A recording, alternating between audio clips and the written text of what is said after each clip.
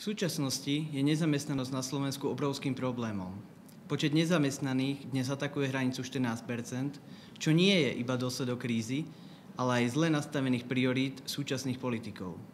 V niektorých regiónoch na Slovensku je nezamestnaný každý tretí práceschopný človek. Tento týždeň si pripomíname Medzinárodný deň boja proti nezamestnanosti a preto sme sa rozhodli upriamiť pozornosť na tento problém.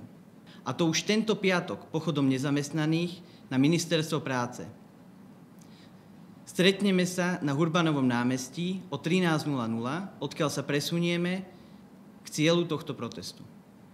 Pre pána ministra máme pripravený síce trošku nezvyčajný, ale za to lepšie vystihujúci druh dynamického modelu nezamestnanosti, ktorý poukazuje najmä na enormný problém nezamestnanosti mladých ľudí a absolventov do 25 rokov. Tento problém žiaľ nie je iba otázkou dobrovoľnej či frikčnej nezamestnanosti, ale najmä problémom plýtvania toho najcennejšieho, čo na Slovensku máme.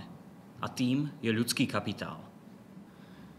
Pánovi ministrovi teda chceme odovzdať tento model a v mene všetkých nezamestnaných mu odkázať nasledovný odkaz.